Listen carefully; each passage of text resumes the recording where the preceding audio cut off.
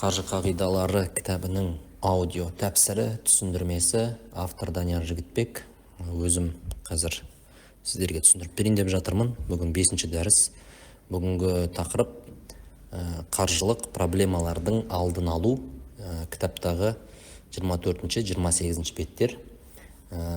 Бір еске сала кетейін, бұл жерде біз кітапты оқып отырмаймыз, кітаптың мазмұнын айтпаймыз.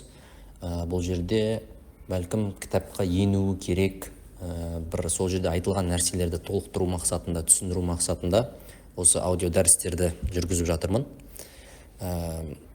Осы аудионы тыңдап, кітапты оқып, екеуін қатар оқып, тыңдап отырсаңыздар, өте көп пайда аласыздар деп ойлаймын. Кәдімгідей бір қаржылық ойлауыңыз өзгере бастайды. Бастысы ой өзгерсе болды ғой. Ой өзгерсе әрекет, бағанағыдай шешімдер өзгереді. Сөйтіп сіздің бір қаржылық жағдайыңыз жақсарады деп бір үміттендіргім келіп тұр. Менің ниетім сол. Еске сала кетейін, мынау дәрістерді қай жерден тыңдап отырсаңыздар да, бұл тарату тегін, сақтау тегін. Ниетім сол кітап ала алмайтын адамның өзі. Кітап негізі сатылымда бар. Сол орташа бағасы 5000 теңге. Кітапты сатып алмайтын немесе әлі кітапқа қолы жетпей жатқан адамдар болса, кітап оқи алмайтын адамдар үшін аудио форматта ұсынып жатырмыз. Білімді алыңыздар, таратыңыздар, пайдасы тисін. Бүгін өткен жолғы тақырыптың жалғасы десек те болады. Кешегі тақырып қой, енді қаржылық проблемалар қалай пайда болатынын бір көрсеттік, айттық. Енді мына бөлімде, осы жерде, осы 4 бетте негізі қаржылық проблемалардың алдын алудың бір 3 әдісі айтылады. Біріншісі ол қаржылық емес проблемаларды ақшамен шешуге тырыспа. Егер сол қаржылық емес проблемаларың болса, бағанағыдай самооценкаңдағы бір олқылықтар, адамдармен қарым-қатынастағы бір қателіктерің, бір нәпсілік қателіктерің, сондай нәрселер болса, бірінші соларды шешіп ал. Содан кейін сол қаржылық емес проблемаларыңды ақшасыз шешіп көр. Тегін дофамин дегенді айттық, мысалы. Балаңа 1000 сыйлықтан гөрі 1 сағат ойнағаның әлде қайда пайдалырақ, әсерлірек. Бұны тегін дофамин дейді. Пайдасы көп. Сол үшін осы нәрсені айттық. Яғни қаржылық емес проблемаларды қаржымен, ақшамен шешуді тоқтату керек. Бұл бір. Екіншісі, бұл бөлімде айтылатын қаржылық проблемалардың алдын алудың екінші әдісі ретінде айтылатын нәрсе, бір зат сатып алайын деп тұрсаң, бір зат алайын деп тұрсаң, ойлан. Бұл зат қосымша шығындар тудыра ма, тудырмай ма деп. Бұл өте маңызды. Мен қазір затты сатып алам, сосын бұл қосымша шығын тудыра ма, тудырмай ма. Мына бөлімде бір костюм шалбар алудың мысал келтірілген. Костюмның шалбардың өзі 100 000 теңге тұруы мүмкін. Сен бюджетің сол костюм шалбарға деп 100 000-мен шығасың. Сөйтіп, андай 100 000-нің костюмын алғаннан кейін, сен енді бір 20 000-нің, 15 000-нің аяқ киімін аламайсың. Яғни, бұл бөлімде айтылатын нәрсе, бір шығын келесі шығынды тудыруы мүмкін, соны да ескер бір нәрсе сатып алатын кезде. Сен қазір бір 5-5 объемы бар джип сатып алуы мүмкін, бірақ ол джиптің налогы, мысалы, 400 000 болуы мүмкін жылына, дөңгелектерінің бағасы да сол шамалас болуы мүмкін, көп бензинді жейді, мысалы, көп ақша кетеді бензинге. Яғни, былайша айтқанда, сенің джипке ақшаң жетіп тұр, әңгімесі жоқ. Бірақ та сол затты сатып алғаннан кейін қосымша шығындар болатыны ұмытпа. Осыны көбі есептемей, өзі ойлағаннан да көп шығынға батып кетеді, қаржылық проблемаға ұрынады сөйтіп. Яғни, үй салу болсын, кез келген нәрсені бір жасайтын кезде бүге-шігесіне дейін ойластырып, мен сатып алған зат қосымша шығын тудыра ма, тудырмай ма деп ойлану керек та. Мысалы, сен бір ерекше бір кроссовки алуы мүмкін, замыш аяқ киім алуы мүмкін. Сөйтіп, сол замыш аяқ киім ол ерекше күтімді қажет етеді. Оның реставрациясы бар, анау кремдері бар, өзінің тазалау әдістері, құралдары бар. Сонымен анау замыш аяқ киім басқа альтернатива аяқ киімге қарағанда саған көп шығын тудырып жіберуі мүмкін. Яғни, көп қаржылық проблемаларға ұрынатын адамдар осындай қателік жасайды.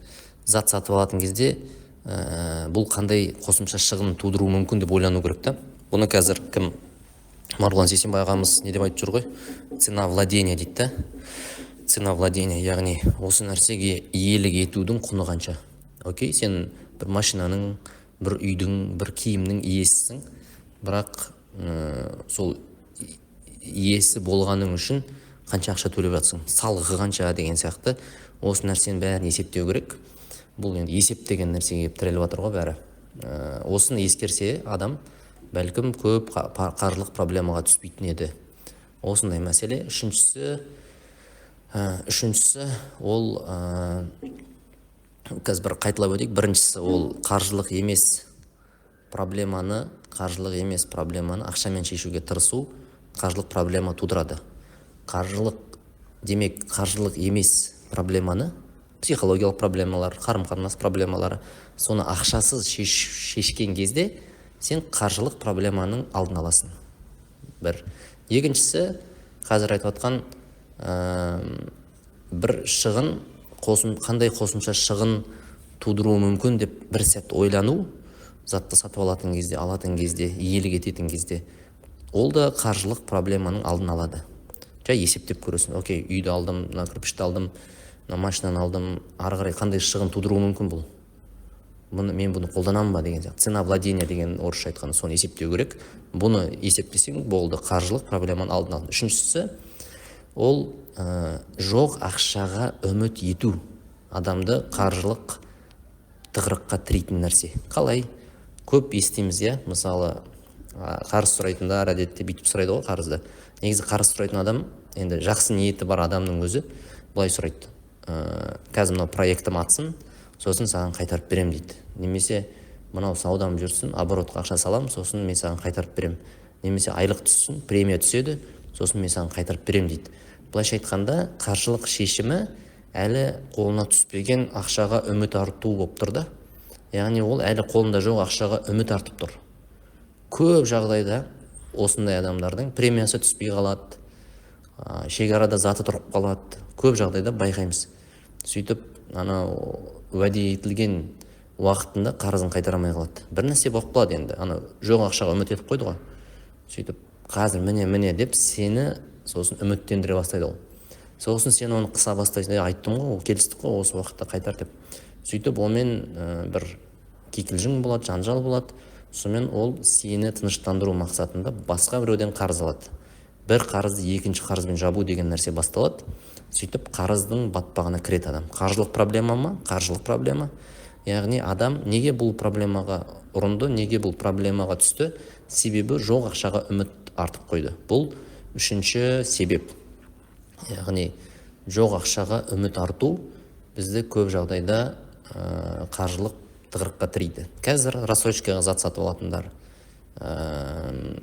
не үшін рассрочкаға зат сатып алады?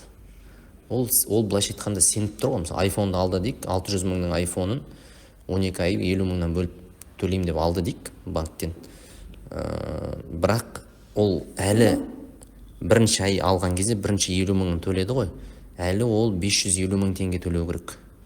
Бірақ айфонын көрсетеді, көрімдік жинап алады, мақтанады, айфонын көрсетіп, құдды бір сол айфонның толыққанды иесі сияқты.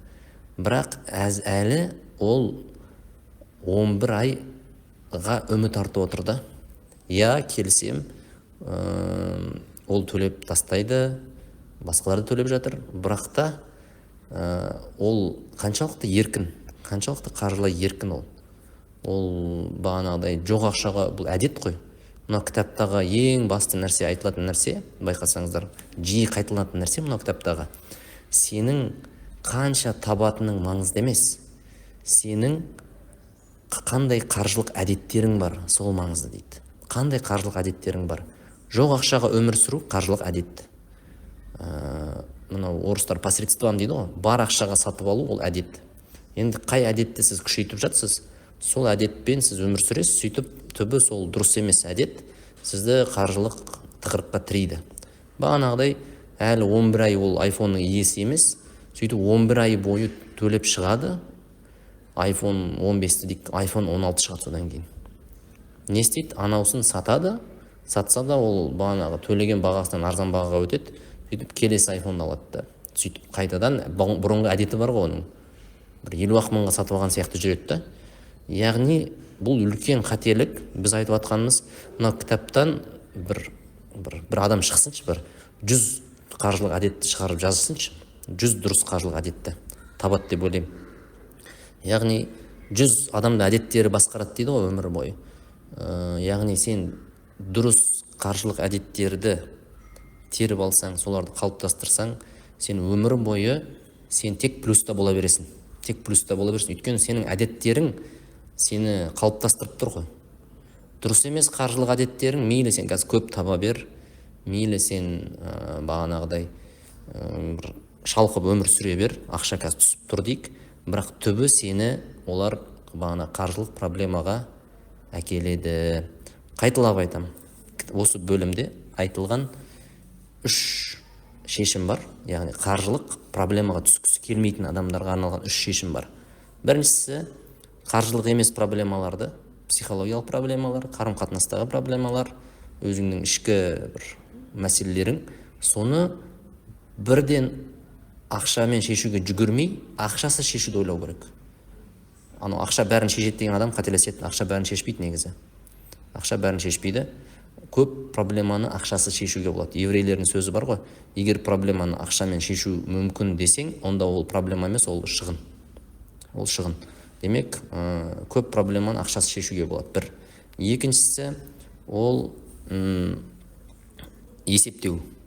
Сатып алатын заты қандай қосымша шығын тудыруы мүмкін. Шығынды тудырады деген принципті есте ұстап, яғни сол қандай шығын әкелуі мүмкін, бұл маған керек па, керек емес па деп бір сәт ойлану, ол да қаржылық проблеманы алдын алады. Үшіншісі, жоқ ақшаға үміт артпау. Әлі қолыңда жоқ па, оған үміт артпа. Қолыңда бар ақшаға үміт арт. Тіпті қазір бар ма, жоқ па, қазір ол бар нәрсе негізі, бірақ тіпті бұрындары мысалы қарыз алған кезде залогқа заты болса ғана қарыз алатын болған ғой. Яғни залогқа бір затын қалдырады, қарыз ақша алады. Қарызды қайтарамай қалса, залогтағы заты кетеді. Былай қарасаң, толыққанды бір қарыз деп те айта алмайсың мұны. Бұл жоқ ақшаға үміт арту емес. Яғни бізге осындай бір әдет қалыптастыру керек. Бар ақшаға. iPhone алғың келе ма? Жина. Шыдамай бара жатсың ба? Ол сен проблема, ішкі мәселең. iPhone алғың келсе, онда жина. Тез жинаған кезде тезірек жұмыс істе, тезірек бір қадамдар жаса. Сол кезде сол iPhone қажет ақшаны жинап, наличныйға алу да, былайша айтқанда. Сол. Енді кітапта тағы бір осы бөлім бір тағы мысалдарын оқып көріңіздер. Мына жерде 5 не үшін деген бір ереже бар. Тағы да костюм шалбар, костюмнің бағана мысалын айтып кеттім ғой, соның толық мысалы бар. Сол сияқты өздеріңізде мысалдарыңызды ойлап көріңіздер. Пайдасы тисін. Достар, бай болыңыздар, бар болыңыздар.